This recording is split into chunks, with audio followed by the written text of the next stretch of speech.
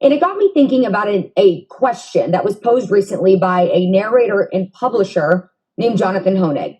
He asked the question, can you really love a dog? To that, I say absolutely yes.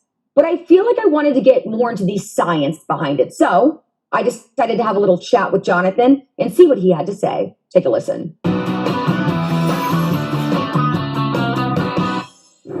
Jonathan, welcome into the show. And who else do we have the pleasure of being here with today? Oh, thank you, Charlie. This is Snacky, and I agree with you.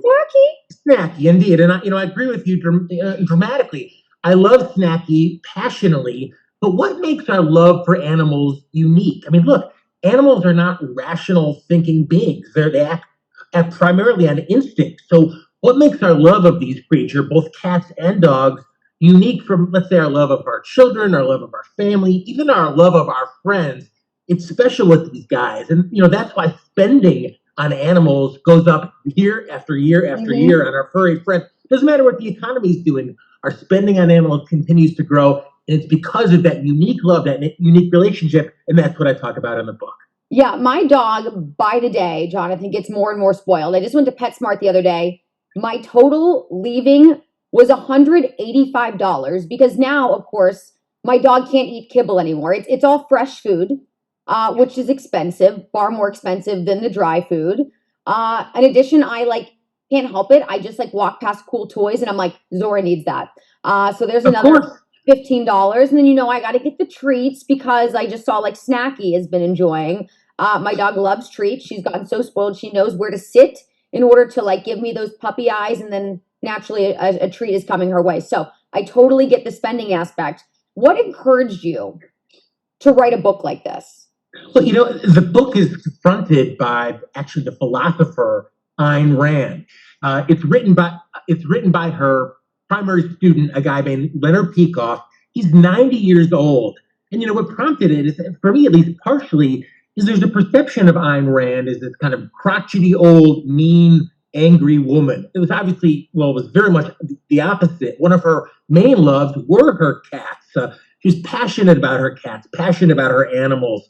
And same thing with Dr. Peikoff and his dogs and so many of us. So now I wanted to bring a philosophical perspective, if you will, to our understanding of these animals. And, just as one example, we put the trolley problem to Dr. Peikoff. You've heard of this, Charlie, the idea of, there's a trolley coming at a train. You could only save, for example, your dog and a stranger. Who would you save first? A human being, maybe even a human child. I don't know, certainly maybe if you could only save that stranger or your dog, who would you save?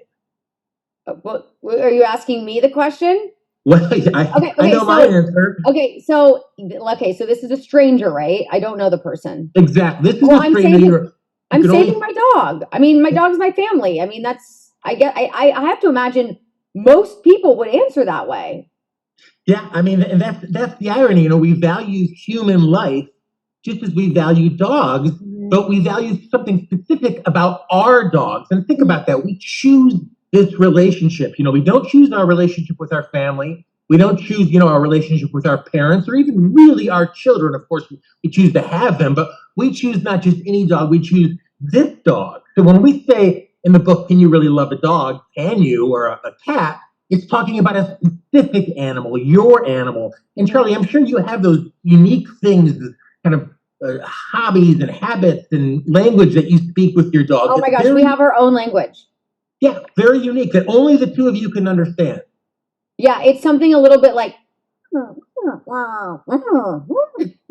we just do it back and forth, and it's so entertaining, and we'll do it for minutes on end, and I don't know what I'm saying, but I feel like she gets it because when I do it, she'll do it back to me. Yeah, absolutely. I mean, that's pretty unique. Almost like having a nickname or inside joke with a friend. One of the things about dogs and animals too, Charlie, is that they're selfish, but in a good way. If a dog wants something, he's not going to sit around, behind the bush and say, "Well, I really didn't want to bring this up." They're going to come and ask you. And if you're scratching your dog or playing with your dog, and you have to go to work or you have to go to your homework, the dog just rolls over and says, "All right, that's okay." There's no hard feelings like there is with a friend, for example, if you can't see for a few weeks. Well, my dog actually likes to do this thing where I'll be on my laptop and she will just lay across my laptop as I'm like, excuse me, like there are so many places that you could lay right now, next to me, above me, the other side of me, and you choose to. I mean, it's comical. And then you get into bed, they like to lay like right in the center of the bed. I'm like, do you mind? Like, can you scoot over? Yeah, and I think that's what makes it so passionate and so special, Charlie, is that, your dog just doesn't love anyone who feeds it. It loves you, Yeah. for you, in a totally unrestricted, unrestrained, passionate way that only an animal can. So that was really the point in the book is, everyone says, oh, I love my dog, but then how many people leave them alone for, 3, 5, 8, 10 hours at a time, or, can travel for months and months or weeks without even seeing their animal, taking care of them. So we wanted to write the book for true dog lovers, for Yes. true cat lovers. We know you're out there and we know you're going to enjoy it.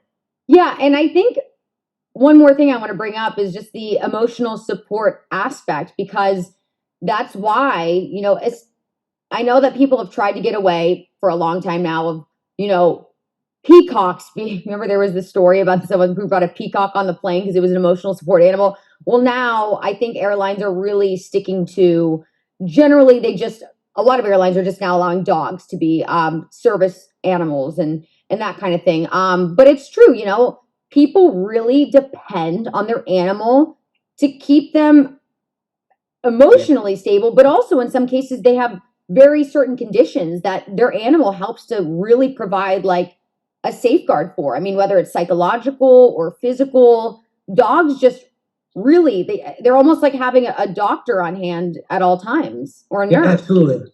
I mean, you think about, the impact that a dog relationship can have with, the elderly, with young people. But, to your point, Charlie, Ayn Rand called pets a substitute friend. And all the values that a great friend can, if you don't have that friend, you have a dog, which really, functions like that. And as you said, brings so much unique value to our lives. That's why I wrote the book, and why I know anyone who loves a dog or a cat will definitely enjoy it. So where can everyone find your book? At the big tech Amazon, thankfully. So it's Can You Really Love a Dog? Ayn Rand and Leonard Peikoff on pets. This is a really unique read, and I know your viewers are going to enjoy it. And you've had a lot of Snacky recommends it. Snacky, tell me about the book, Snacky. Well, he's speaking, of course, only a language that I can understand. I interpret one eye closing, like the wink as meaning something, the lick is something. So I think he just said it's a great book. Everyone needs to get it and check out what it's about, because easy question. Can you really love a dog? I think that's a very, very easy yes. So I'm so excited to get into it and get a little bit more insight into why I am so in love with my baby Zora. So love it. Thank you, Charlie. And this, Thank you. We'll strengthen that bond even more. Perfect. Thank you so much. Be well.